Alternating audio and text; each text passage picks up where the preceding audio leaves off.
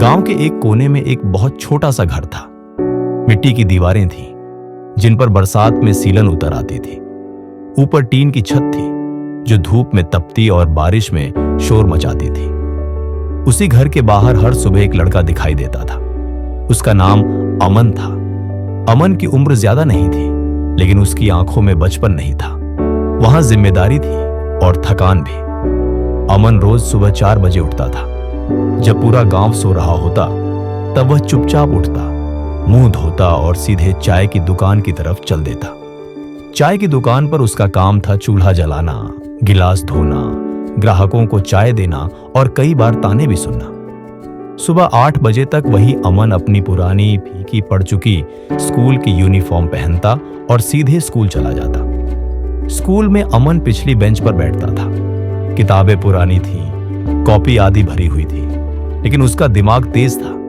एक दिन क्लास में टीचर ने पूछा, बच्चों, तुम बड़े होकर क्या बनना चाहते हो? कोई बोला डॉक्टर, कोई इंजीनियर, कोई अफसर। टीचर की नजर अमन पर पड़ी और उन्होंने पूछा, और तुम अमन क्या बनना चाहते हो? अमन चुप रहा। उसने नजरें झुका ली, क्योंकि उसके सपने महंगे थे और उसकी जेब खाली। गांव में लोग कहते थे, पढ़ लिख कर क्या करेगा? गरीबी कभी किसी का साथ नहीं छोड़ती। अमन सब सुनता था, लेकिन जवाब नहीं देता था। एक दिन स्कूल से लौटते वक्त अमन ने देखा कि उसके पिता कंस्ट्रक्शन साइट पर जमीन पर गिरे पड़े हैं। भीड़ लगी थी, कोई पानी डाल रहा था, कोई नाम लेकर आवाज दे रहा था। अमन के हाथ कांपने लगे। हॉस्पिटल में डॉक्टर ने साफ कहा, अब इन्हें भारी काम बिल्कुल बंद करना पड़ेगा। अगर दोबारा काम किया तो जान भी जा सकती है। घर में सन्नाटा छा गया। उस रात अमन रोया नहीं, वह बस छत को देखता रहा। उसे समझ आ गया था कि अब पढ़ाई और सपने उसके लिए लग्जरी हो चुके हैं। अगली सुबह अमन स्कूल नहीं गया। उसने चाय की दुकान पर पूरा दिन काम करना शुरू कर दिया और अपने सपनों को एक पुरानी अलमारी में बंद कर दिया। 5 साल बाद वही चाय की दुकान थी, वही रास्ता और वही लोग। लेकिन अब अमन बड़ा हो चुका था। उसके हाथ मजबूत थे, पर आंखों की चमक गायब थी। एक दिन एक अजनबी आदमी आया। साधारण कपड़े थे और आवाज शांत थी। चाय पीते हुए उसने पूछा, तुम पढ़े लिखे लगते हो, यहां क्यों काम कर रहे हो? अमन ने हल्की सी मुस्कान दी और कहा, जिंदगी ने यहीं बैठा दिया है साहब। आदमी कुछ नहीं बोला, चाय खत्म की और चला गया।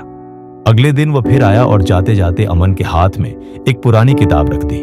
बस इतना कहा, इसे पढ़ लेना, शायद काम आ जाए।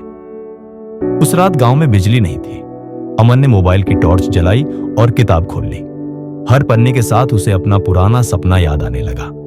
वह समझ गया कि वह हारा नहीं था, बस रुका हुआ था। उस दिन से अमन रोज काम के बाद पढ़ने लगा। उसने जमा किए हुए थोड़े से पैसों से पुरानी किताबें और पुराने नोट्स खरीदे। कई बार वह फेल हुआ, कई बार लोगों ने हंसी उड़ाई, लेकिन इस बार अमन नहीं रुका। 2 साल बाद उसी गांव में एक मीटिंग रखी गई। कहा जा रहा था कि शहर से कोई बड़ा अफसर आने वाला है। चाय की दुकान पर भीड़ लगी थी। लोग अंदाजे लगा रहे थे कि कोई नेता होगा या कोई अमीर आदमी। थोड़ी देर बाद एक गाड़ी आकर रुकी।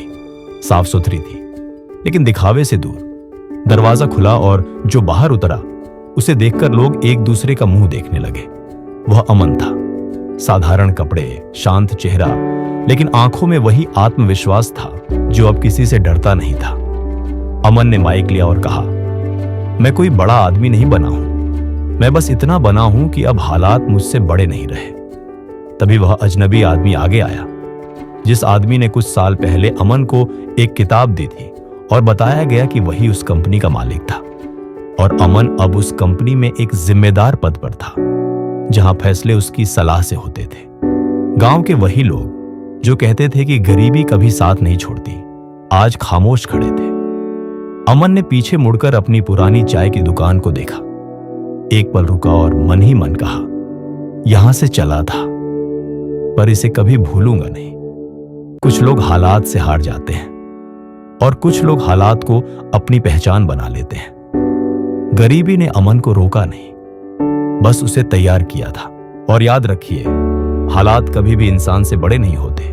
अगर इस कहानी ने आपके दिल को छुआ हो तो इस चैनल को सब्सक्राइब जरूर कीजिए।